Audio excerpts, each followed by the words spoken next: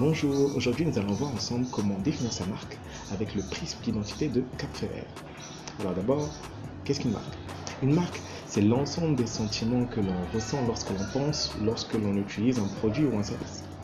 En fait, c'est tout simplement l'image que l'on se fait de ce produit ou de ce service. Mais vous pouvez me demander dans ce cas à quoi ça sert, pourquoi c'est aussi important d'investir dans une marque. Lorsqu'un client achète un produit qu'il n'a jamais utilisé, il ne se base pas sur sa qualité réelle. En réalité, il achète l'ensemble des sentiments qu'il souhaite ressentir lorsqu'il va acheter, lorsqu'il va utiliser ce produit. De ce fait, l'acte d'achat se fait essentiellement sur l'apparence. Du coup, vous avez plutôt intérêt à investir justement dans votre marque pour contrôler votre image et s'assurer que vous obtenez les résultats que vous souhaitez.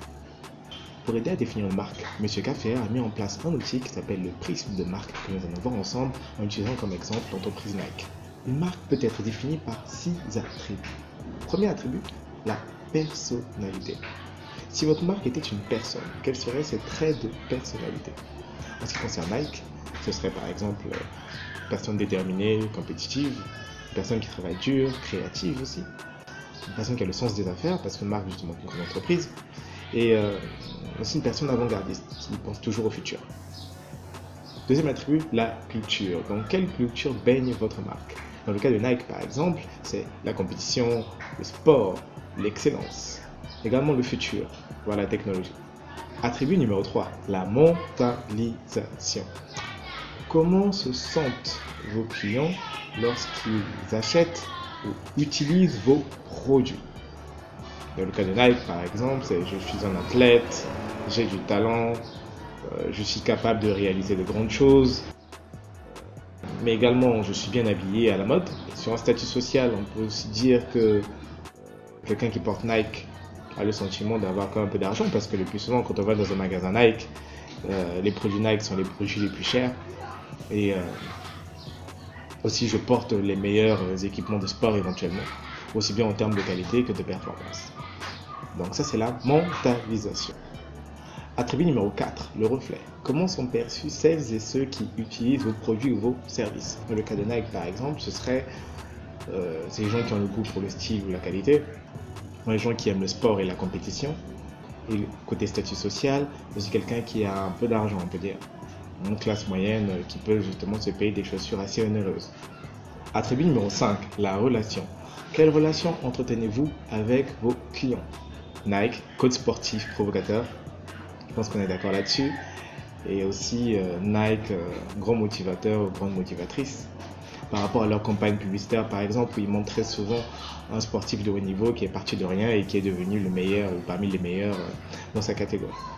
Attribut numéro 6, le physique. Comment se manifeste votre marque à travers les 5 sens de l'être humain? On peut commencer par la vue. Comment se manifeste visuellement votre marque? Donc cela peut être à travers le logo, la vision, la mission d'entreprise, les valeurs, aussi éventuellement les ambassadeurs. Voilà, et au-delà de tout ça, vous pouvez être créatif. Par exemple, il y a des marques comme le Louboutin, les chaussures, leurs semelles sont toutes en rouge. Donc on sait le plus souvent que quand on voit une chaussure avec une semelle rouge, on assimile ça immédiatement à Louboutin. Juste un exemple. Comment la marque peut se manifester visuellement. Louis, comment votre marque se manifeste du point de vue sonore? Vous connaissez très probablement ce son. Ou encore ce son. Maybach music. Encore ce son. Et donc comme ça, on peut continuer sur les autres sens, l'odorat, le toucher, le goût. L'idée ici est de définir comment est-ce que votre marque se manifeste à travers les 5 sens. Et voilà, en résumé, les 6 attributs sont la personnalité, la culture, la mentalisation, le reflet, la relation et le physique. C'est un exercice que j'aime beaucoup parce qu'il permet de mettre à l'écrit justement ce qu'est votre marque et ce qu'elle n'est pas. Et ça permet également de définir un cadre pour les employés ou les collaborateurs de telle sorte que dans leur travail de tous les jours, aussi bien lorsqu'ils interagissent en interne ou lorsqu'ils interagissent avec les clients ou les partenaires, qu'ils adoptent toutes ces règles. Prenez vraiment soin de votre marque, chouchoutez vos clients parce qu'à partir du moment où ils se font une image sur vous, c'est très difficile de leur faire changer d'avis, surtout si l'image est négative. Merci pour votre attention. Si vous avez apprécié cette vidéo, n'hésitez pas de cliquer sur j'aime et de vous abonner à la chaîne YouTube. Et laissez-moi un commentaire. Je vous dis à très bientôt.